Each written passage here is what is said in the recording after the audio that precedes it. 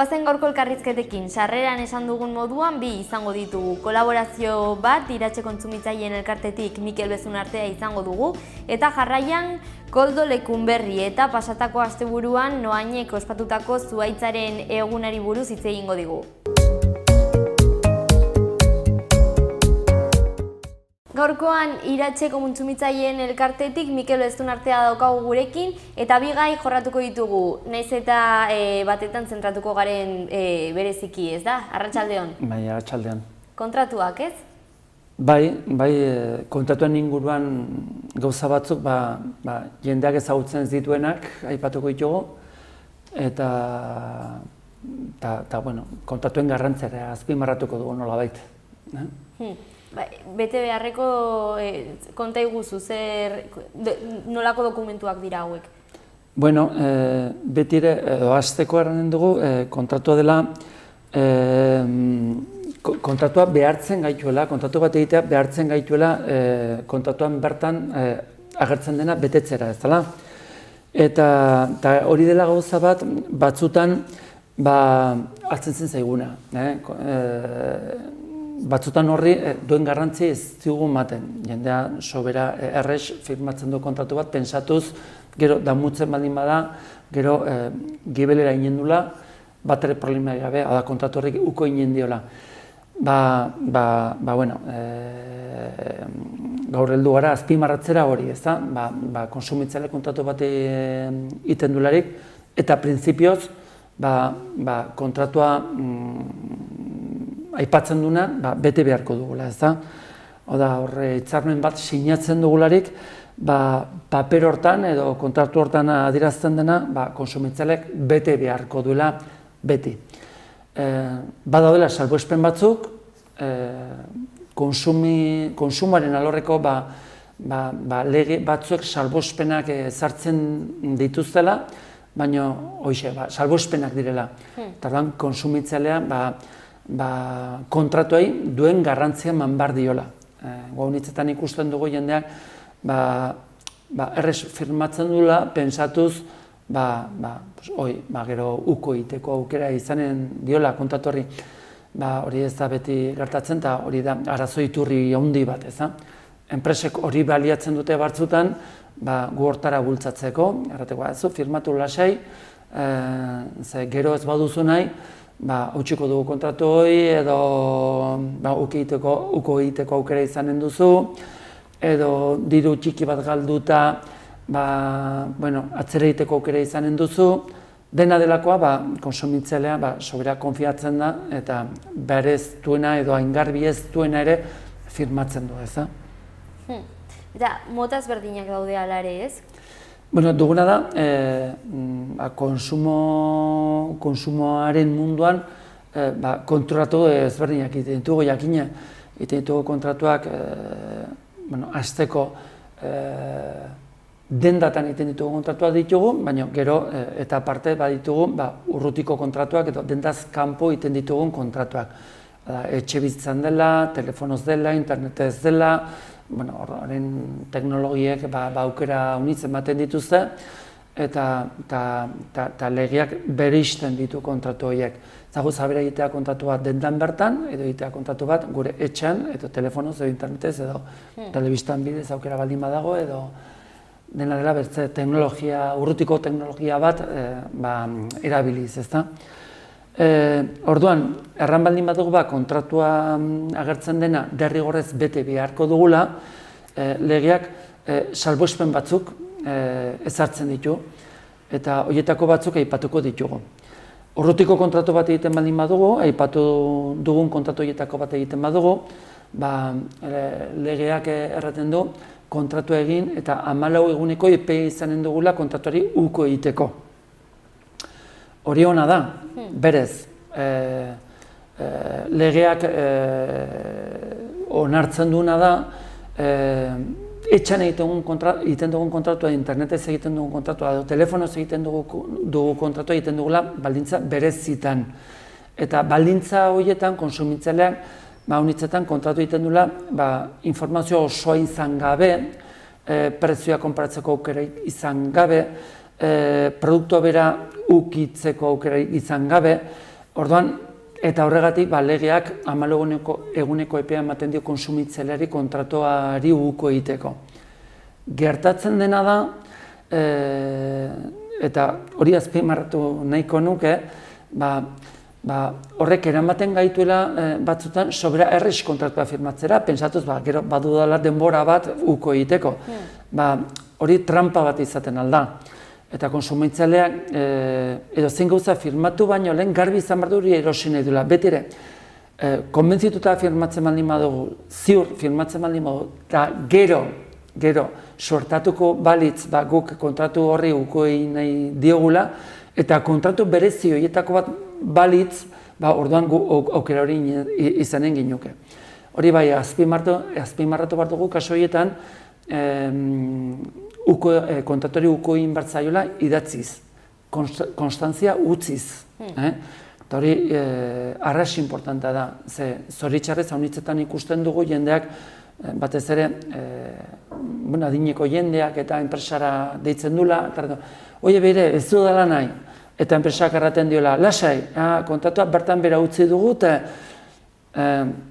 hori dela eta konsumitzailea konfiatuta edo ez du idatziz egiten, eta gero, 14 egun horiek pasata gero, enpresak diru erreklamatzen dio.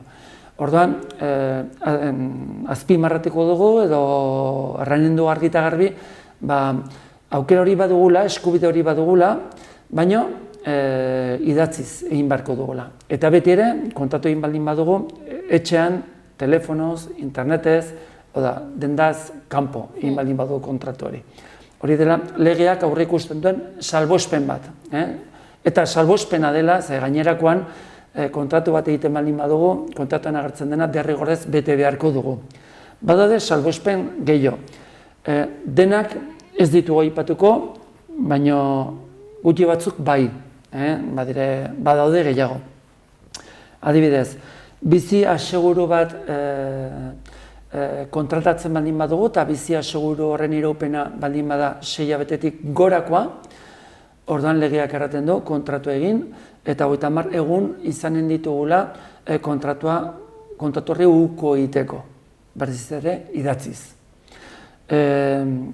Lehengo kasuan ez dut aipatu, baina komeni da aipatzea, enpresek konsumitzaileari kontratuari uko egiteko inprimaki bat eman behar diotela. Beti ez dut egiten, baina hala da, hori izaten da gainera reklamazioak egiteko bide bat edo modu bat, arrazoietako bat. Baina, ez badigute inprimaki hori eman, ordan guk kartaz, burufasez, telegramaz, internetez, egin beharko dugu. Gero, bankutan batzutan konsumorako kredituak eskatzen ditugu. Hau da, konsumorako kreditua da, konsumorako kreditua da arran bezala, kreditori eskatzen dugulako konsumo gai bat erosteko. Haunitzetan adibidez, zer dakit, etxeko sukaldeko elektrotresnak aldatu nahi, eta iten dugu kontratu bat elektrotresna horiek erosteko, baina bide nabarrere hori finantziatu iten dugu. Eta eskatzen dugu krediturako, barkatu konsumorako kreditu bat. Kasu horietan ere, legeak erraten du, sinatuta ondan, 14 eguneko epea badugula, kontratu hori bertan bera uzteko. Utziko ginoke beti ere, konsumorako kreditua utziko dugu ginoke bertan bera. Ez berriz, bertze kontratua, elektrotresnana edo autoana edo beti ere,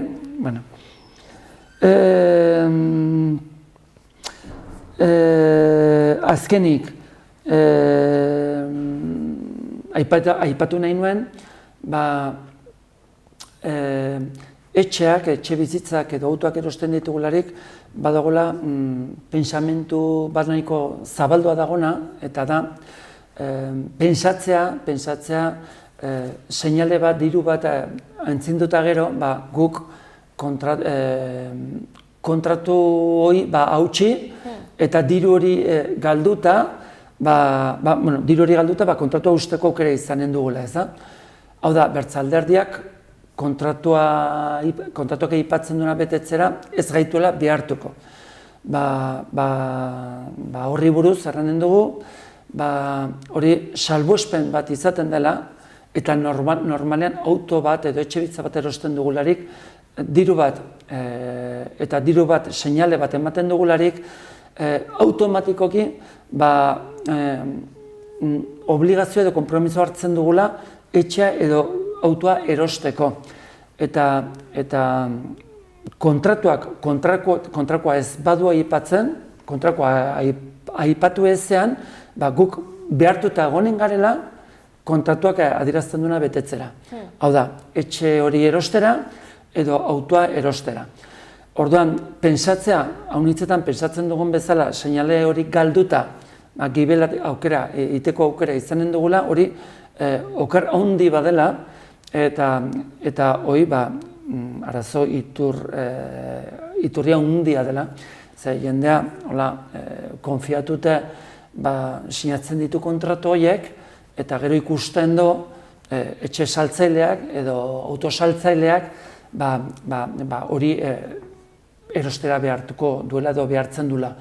Eta jakina, sobera harinki hartzen baldin badugu guk erabaki hoi, gero arazo handi bat izanen dugu, ze erosketa horiek gaina garesti xamarrak izaten dire. Ondorio ugari izan ditzazken edo eragin ditzazken orduan hori dokumentuak azkenean, baina gauza asko daude tartean eta gure eskubideak ezagutu behar ditugu. Bai, nik eta labur biltzeko, nik aran nuke, kontratu bat egiten baldin badu, kontratuan agertzen dena derrigorrez bete beharko dugula, bete. Inork ez dezala pentsa, kontratu bat sinatuta, gero horri uko egiteko aukera izanen diogula. Hori, printzipioz. Beti ere, kontsumo alorreko lege batzuek, salbuespen batzuk ezartzen dituzela, beti ere kontratu berezi horietako bat baldin bada, guk egin duguna, aipatu dugu bizia segurua, aipatu dugu konsumurako kreditua, aipatu ditugu urrutiko kontratuak, badire kasu batzuk, baina berezia direnak, eta kasu horietan legeak eskubide hori ematen digun kasutan ere, gauzak ongi egin behar direla, idatziz, konstantzia utziz, eta gauza txukun egin behar dela, gero arazorik ez izateko. Gainakoan, kontratu bat egiten dugularik bete beharko dugula. Eta hori bereziki importanta dela, balio handiko gauzak erosten ditugularik. Hau da, etxe bizitza, edo autoa, edo jendea badu pensamentoi, iritzoi, eta iritzoi guztiz okerra da. Okerra da. Behin kontratua sinatuta, etxori erosi beharko dugu, edo autoa erosi beharko dugu, eta tarduan kontu handiz ibili behar dugu. Eta batzutan, takitzeko gai horrekin, erran, saltzailek nahasmentu hori baliatzen dutela, guk hain garbi ikusten ez dugun kontratu bat firmatu arazteko. Orduan, saltzailea da, beti erraten dugun bezala, eta konsumitzaileak deus firmatu baino lehen informazio zuzena eskatu beharko du, jakiteko zehazmiatz, ze eskubide eta ze bete beharrak ekarriko dituen kontratu hori firmatzeak. Bai, eta orduan hori izango litzateke zure ondorioa edo gaiaren laburketa. Bai, nik uste dut horrekin laburbilko ginula dena. Pasa gaitezke orduan bigarren gaiara. Gazteleraz caducidad programada, euskeraz nola... Ez dakit programatu izanen den, alako zerbait, edo beti ere, eta gero eta gehiago ikusten dugu, fabrikatzaileek eten dituzela produktu batzuk, aldez aurretik jakinta, produktu horiek bizireupen motz bat izanen dutela, ez da, programatua. Oda, 2-3 urten buruan, produktu hori izorratuko dela. Badaude modu ezberdinak hori lortzeko, alde batetik dugu, erabiltzen diren piezak ez direla halako onak, halako sendoak, halako iraunkorrak, ez da? eta horri buruz aipatuko dugu, produktu elektronikoen legea, produktu elektronikoen edo elektrogailuen konponketak arautzen dituen legeak erraten duela beti ere fabrikantek denbora batez ordezko piezak fabrikatu behar dituztela. Eskuragai izan behar dituztela. Bereizten du lege honek atal estetikoak eta atal funtsezko edo funtzionatzeko beharrezkoak diren piezen artean bereizten ditu legeak. Eta erraten du estetikoak diren pieza horiek 3 urtez eskuragai izan beharko ditugula, produktu bat erosita ondoan, eta berriz funtzionatzeko beharrezkoa den piezak, funtsezkoak diren pieza horiek 5 urtez fabrikatu beharko dituztela eta eskuragai izan beharko dituztela.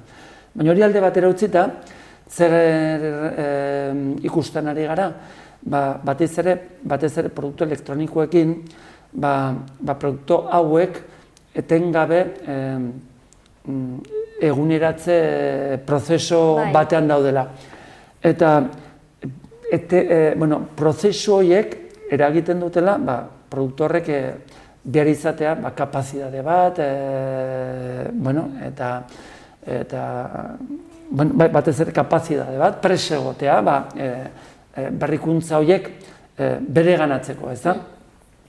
Horre dakar gero, batez ere mugikorrekin da, mugikor bat erosi, eta gero aplikazio berdinak ez dira instalatzen al, eta aplikazio berri horiek instalatu ezean mobila ez da biela, edo badakar ere mobilekin bertzelako problemak ere badire, karga gailuek, ordezko piezak eta arrasgerestiak direla edo eitari uzten diotela.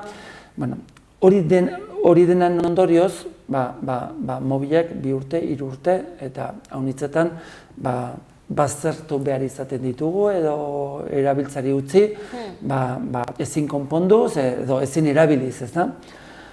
Iratxek hori beti kritikatu du, behin baino gehiagotan prestatu du idatzi bat, eta administrazioa bidali du, proposatuz, neurriak hartzea horren inguruan, alde batetik, eta diru hori dagokionez, galera handia suposatzen du kontsumitzaileondako, baina bertzetik ere, ingurumen ikuspuntu batetik ere, hori guztiz salagarria da, ez zaborra honin sortzen dugu.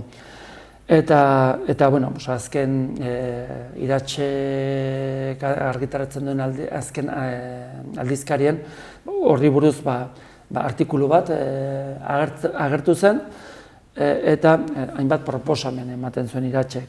Adibidez, elaborazioa ez dira nahi eta neurriak ezartzen produktuen bizitza erabilgarria laburtzeko edo konponketa galarazteko. Gero fabrikatzaileak etiketetan produktuaren iraupena, konponketa eta salbuespenak jakinaraztea edo jakinarazi beharko lituzkela kontsumitzaileak erosten dulaik informazio hori izateko, hasieratik, jakiteko nolako produktu erosten ari den. Gero produktuen bermepea zabaltzea bizitza erabilgarri osoan zehar eta gailua behar ez bezala erabili dela frogatu behar duena enpresa izateko.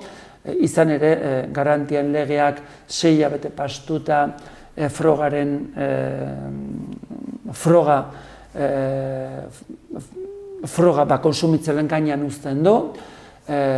Orduan, eta horregatik haunitzetan fabrikantek eta saltzaileek gauzak ez dituzte konpontzen, eta gero proposamen bat Iratxek egiten zuena zen, zerbitzu tekniko ofizialek konponketaren benetako kostua kobratzen dutela egiaztatzea. Ze susmoa badago ere, nahita garestitzen dituztela konponketak aizuzen konsumitzaileok produktu berri bat erosi behar izateko, ez da? Eta hori egiaztatuta, ziurtatzea, taller independienten jarduera nola bitarateko. Horrela, taller independientek aukera gehiago izanen zuten gure produktua konpontzeko, ez da. Hori dira Iratxek artikulu hortan egiten zituen proposamen batzuk horrekin akitzeko. Ze hori egiten da arazo handi bat beti ere konsumo mundutik edo konsumo alorretik begiratuta. Eta errealitate bat, negozio handi bat hor dagoela, atzean? Bai, azkenan etengabe egin behar dituzte produktu berriak, eta saldu, eta modu bat hori lortzeko, badaude modu honez, publizitate bera hortarako erabiltzen dute, aldatu edo berrikuntzak asmatu, guk berrikuntza horiek bilatzeko eta produktu berrikuntza horiek dituzten aparatuak erosteko, modu bat jakina, baina gero eta aparte ere beti trabak ezartzea produktuak konpontzerakoan, ez da? Edo produktuak, produktu elektronikoa baldin badire, sistema operatiboak eta eguneratzerakoan, eta hor trabak ezarrita, azkenan lortzen dutena da, konsumitzaileak produktu berriak erostea, ez da? Hori ez zaigu guri zuzen iruditzen, bidezkoa iruditzen, eta horregatik, eta Iratxetik hori bete kritikatu izan dugu, eta artikulu hortan kritikatu dugu berriz ere. Orduan, gehiago sakondu nahi izanez gero, zuen aldizkarira jo dezakegu? Bai, Iratxek argitaratzen du aldizkari bat, 3 hilabetetan behin, eta hor, hemen aipatzen ditugun gauzak, eta gauza gehiago ere aipatzen dire, beti konsumoaren alorreko artikuluak agertzen dire. Eta, interesgarria gure ustez, hori da gure lanaren isla bat, hor guk gure bulegotara llegatzen diren arazoak, erreklamazioak, galderak, eta galderen berri aldizkari hortan ematen dugu. Eta zuen gana jo nahi izanez gero ere, webgunea edo nola... Bai, badugu gure web horria, consumidesiratxe.com, eta gero baitugu gure aldizkariek, Labode Iratxe izenekoa eta Iratxe aldizkaria, eta gero jakina, gure bulegoak propioa direnak, Iruñekoa, Elizarrakoa, Tafaiakoa eta Tuterakoa, eta gero bulegoak irekie hainbat tokitan, hainbat herritan, hitzarmena ina dugu udalekin, eta hitzarmen hori esker zerbitzu ematen dugu hainbat tokitan. Eskerrik asko egiten duzuen lanagatik, eta jarraituko dugu beste batetan. Horrengo arte. Aio. Agur.